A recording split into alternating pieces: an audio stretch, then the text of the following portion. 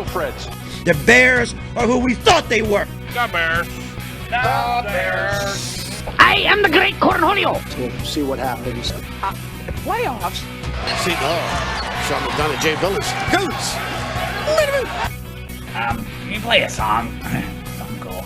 Put my mic on! I'm calling both games. Oh, baby! Are you serious? Goes down the field for Smith. Oh, he got it! Seattle. We're getting ready for Cincinnati. With that being said, let's get to the Big 12, and I probably won't do another segment on the Big 12 after this because I think this is kind of the last thing that I can think of. I've done, for those of you that have missed it, I've done a video every, or not every week, but I've done a video for every new Big 12 team, BYU, Cincinnati, Houston, and UCF. And I've looked at their history, excuse me for the weird voice crack, I don't know where that came from. I looked at their history against Power 5 teams, and like I said, over the past 18 years or whatever. And from the past 6 years from that, I was looking at the four teams, and except for Cincinnati and a half decent record from BYU, like Houston and UCF, the record against Power 5 hasn't been like amazing over the past 6 years or so. And Houston this year is 7-1. They haven't played anybody. They've played, I think they beat they beat SMU, which I don't know. You can argue whether or not you think SMU is overrated or not. They played Texas Tech. They lost to Texas Tech. Texas Tech and SMU are the only two decent opponents that they played this year. The rest of them are American Conference cupcakes. UCF, I believe, is 5-3, and they haven't beaten anybody good. So again, the American Athletic Conference, weak strength of schedule. I know that the fans of those teams don't like me for saying it, but that's just my view. I'm sorry if you don't agree with me, but that's just I'm sorry. I'm just going to tell it like I see it. So, but one thing that everybody has said, whether they agree or disagree with what I had said, the one thing that they had to say was, well, the big thing that's going to play into this is recruiting. And maybe I didn't recognize or respect that as much before going into my research or quote unquote research. It wasn't really much of a research. People were getting so upset about research. That wasn't research. That was just statistics over the past 6 years or whatever, and saying, hey, this is their trend. Will they continue it or not? It's just speculation. It wasn't me coming out and saying, this is the only thing that is out there. It was just statistics over the past 6 years, and I said, hey, this is the trend. Will they stick to it? I don't know. I don't think so. Or yes, I think this is going to continue. That was it. All right. Don't make anything more of it than what it was. But anyway, back to recruiting. I again, as I mentioned, maybe when I was thinking about these four teams, maybe I didn't think about the recruiting aspect as much as I should have. And I read an article from Deseret News. It's not desert. No, it's not dessert. It's Deseret. Deseret. Deseret News. And there was an example in that article of a player who committed to Virginia due to the desire to play for a Power 5 team. The Power 5 badge has swayed recruits, and that could change once these four teams join Power 5 status. And this was a player that BYU was recruiting that went to Virginia. As for BYU, they can recruit on a pretty even level now with other schools once they join the Big 12. You look at Utah, once they join the then Pac-10, now the Pac-12, having that P5 label boosted their recruiting. And Jeff Hansen from Cougar Sports Insider said, from a football standpoint, BYU can now offer everything that Virginia can. As long as BYU keeps winning, they can make a strong argument that they offer a product that is better than Virginia. However, my kind of question from that was, how many other schools will they be able to have that same argument for, right? Virginia and BYU are very similar in the values, the Christian or Mormon or the religious aspect of it, that kind of aspect. That's what I'm getting at. They kind of that's what I mean where they're similar in that aspect. That's why the guy was like, oh, Virginia over BYU. How many other schools will they be able to have that same argument for? Will BYU be able to sway recruits from Georgia or Florida or Texas or Oklahoma or Alabama or Clemson or Penn State or Ohio State or Michigan State. Like, how many other schools will BYU be able to go up there and say, hey, we put a better product on the field every week than Ryan Day in Columbus or Nick Saban in Tuscaloosa? Excuse me. I don't know that there's many. Like, sure, you can, as BYU, you can say, hey, we offer a better product than about half the country, right? Because, as I mentioned, you know, and as we've kind of talked about in previous previous weeks, not every team in the Power 5 is great, right? Not every team in the Big Ten goes undefeated, obviously.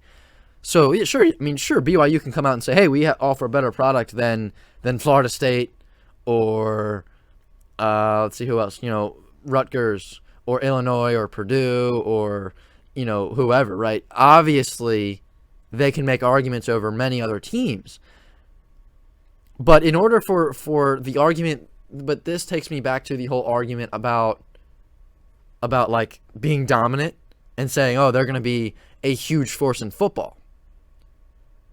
And combine their kind of their trend of having a weak schedule with, sure, they can recruit, but I just don't see how BYU is going to out-recruit Alabama or Georgia or Florida or Clemson or Ohio State, Penn State, Michigan State, Texas A&M, Oregon. Who else is up there? You take a look at all those teams, and I'm sorry, but if I have a chance to pick between going to BYU somewhere in the mountains, and maybe, it's nice scenery out there, I'll give you that. But if I have a chance to go to BYU or go to Ohio State or Clemson, like, I'm probably not going to choose BYU unless their culture fits unless I fit their culture and I'm a good fit for them. And as Hansen from Cougar Sports Insider said, in the short term, that probably isn't a huge impact that recruiting will have on BYU. The Big 12 invite won't supersede relationships that have been in the making for the past couple of years for the 2022 class. It could swing a player or two down the stretch, but it won't have an immediate effect, or at least he doesn't seem to think so. However, the transfer portal could be where the big impact comes from. Starting in 2023, the impact for the transfer portal will be huge. It won't be as much of a positive recruiting pitch for BYU as it will be the lack of negative recruiting pitch for opposite schools. If BYU is competing against a bunch of Pac-12 teams and Big 12 schools for any given player, the argument can't be, we're Power 5, so come here. Everybody else can make that same pitch. Again, that's Hansen's, I'm kind of paraphrasing what Hansen said. Those are not my words. It's not my opinion. It's just what he said. And but that is my point exactly, is while I think it could help minimally, to make it out that BYU is all of a sudden going to be able to get every 4- and 5-star recruit is a bit much for me. As I said, as Hansen said, you can't come out as BYU and say, hey, we're P5, come here. Like Oregon and because Texas, Oklahoma, all those schools that I've mentioned about where maybe guys might rather go, those schools aren't going out and making the same argument, right? And maybe if a guy is saying, hey, I'm thinking about going to Houston or Boise State, maybe Texas jumps in and says, hey, we're Power 5, so come here. BYU can't do that. And this is kind of both sides. BYU can't say we're Power 5, so come here. However, those other schools can't say it either. Clemson can't say, hey, I heard you're thinking about going to BYU. Well, we're Power 5, so come here, right? Both sides can't really say that anymore. And BYU especially. People said, hey, with the Power 5 status, BYU's recruiting is going to get better. I just don't see how BYU says, hey, we're Power 5, come here. Because if I'm a recruit, I'm saying, hey, what is different in that message than what Clemson and Florida have said to me over the past 2 or 3 years leading up to my decision? They've been telling me, hey, we're Power 5, we are better than BYU. Now BYU saying, hey, no, you should come here because now we're Power 5. What's the difference in the pitch? There's not much of a difference at all. The biggest difference, however, is that other schools can't say don't go to BYU because they don't play big-time football. The competition for BYU will be elevated somewhat, so that argument is gone for the other schools. And I agree with that to a certain extent. But at the end of the day, being a part of the Big 12 will not be the main reason that the Cougars get a recruit or don't get a recruit. If an athlete really wants to go to BYU and they fit the culture and they fit the program, they'll go to BYU. This isn't about Power 5, non-Power 5, Group of 5, whatever. This isn't about that. At the end of the day, when it comes down to recruiting, if you fit your, if you now, some guys maybe are going to get caught up in it and say, oh, I'm going to go to Alabama, and maybe they're not that good and they're going to ride the bench. But if a guy truly fits the program and truly fits the culture, that's going to be the main reason they go to BYU, not because BYU is in the Big 12. And I just don't know how you say that BYU is going to start out recruiting the college football powerhouses. I just don't see it happening. I've kind of mentioned the teams before. And I take those same principles that I outlined before, and I apply that to UCF, Houston, and Cincinnati. Sure, being a Big 12 member will help get a few more recruits, a minimal change, as Hansen had said. My main kind of question, and the thing that I will be interested in hearing about, if I get the opportunity to hear about it, is for Cincinnati, how will their recruitment pitch be how will they out-recruit Ohio State? Because Ohio State and Cincinnati, very close together. How will Cincinnati out-recruit Ohio State? Because Ohio State is hard to out-recruit. I mean, for goodness sake, Alabama and Clemson and Oklahoma and Georgia sometimes have a hard time out-recruiting Ohio State, and they're not even in the same state as them. Cincinnati now in the same state as the Buckeyes. How are you going to out-recruit them? Because if we're talking about you being dominant, you're going to have to out-recruit them. You're going to have to be better than them. If we're talking about being better than them or being dominant. And this isn't just about Ohio State. This is about other local schools as well. Michigan, Michigan State, West Virginia, Kentucky, Louisville, Pitt as well. Like, there are a lot of other, up-and-coming programs, right? Pitt and Kentucky, maybe last year you would laugh at for. And, Louisville has had their years every now and then, but Pitt and Kentucky are up-and-coming as well. And so you have a lot of football around that area now where guys are maybe looking all around saying, hey, maybe Cincinnati isn't where I want to go. Maybe these schools are where it's at. So how will Cincinnati's recruitment pitch sway players from going to those other schools nearby?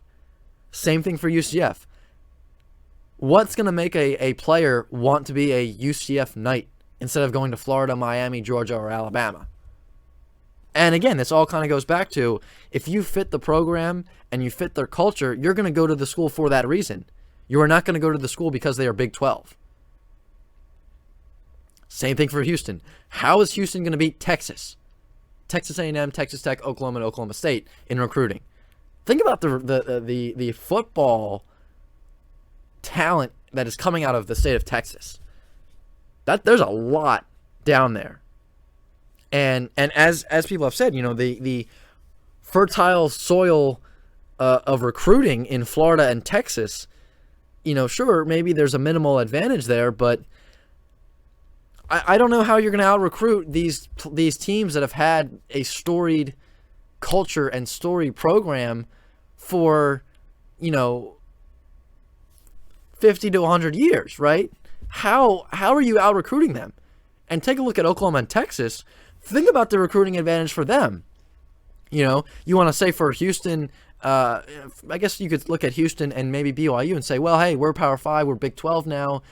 We're going to be able to really put a lot more money into this, and we're going to be able to put a better product on the field. Texas and Oklahoma are going to make that same argument, saying, hey, we're going away from this weak Big 12, who is so desperate for teams that they are allowing these kind of subpar, mediocre teams to come into their conference. They're so desperate, they're begging, right?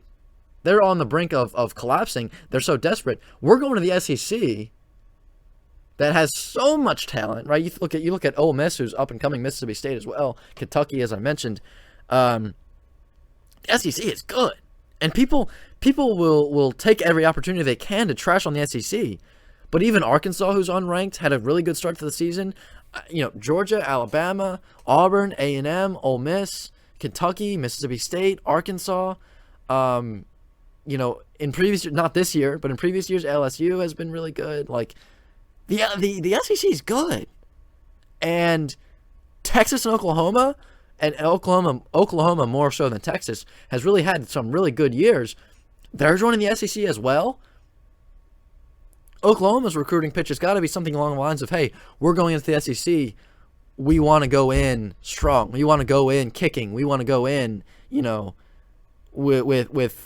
to go in and be able to take down these SEC powerhouses. We would like you to come in and help us achieve that goal. So how is BYU and Houston specifically, how are they going to sway players from going to Oklahoma and Texas and A&M even, right? Because the main reason that Texas and Oklahoma have gone, and even A&M and everybody else that has left the Big 12 for the SEC, a big part of that was recruiting. You go to the SEC, and now all of a sudden, hey, we're SEC. That's where all the recruits go. And sure, there may be a minimal advantage in recruiting to going up a level, up an echelon into Power 5 and into the Big 12, but maybe 10 years from now, maybe 15 years from now, we do see a big change in this recruiting, but right away, I don't see an immediate change. Unless they go in, here's what I'm saying, the 10, 15 year thing. If they go in with what they have, which maybe is or isn't that great, we can debate that all day. But point is, if they go into the Big 12 with what they have, and they prove me wrong and every other skeptic wrong, and they go in and they just absolutely kill the Big 12, then all of a sudden, yes, maybe then that's when the recruiting starts to get better. Maybe that is when the recruiting will really, really kick in, and maybe that's where you get all these guys, right? That I understand, and that I see that argument. But to say that right away, at the blink of an eye, they're just going to get every 4-star guy, 4 or 5-star guy, I'm sorry.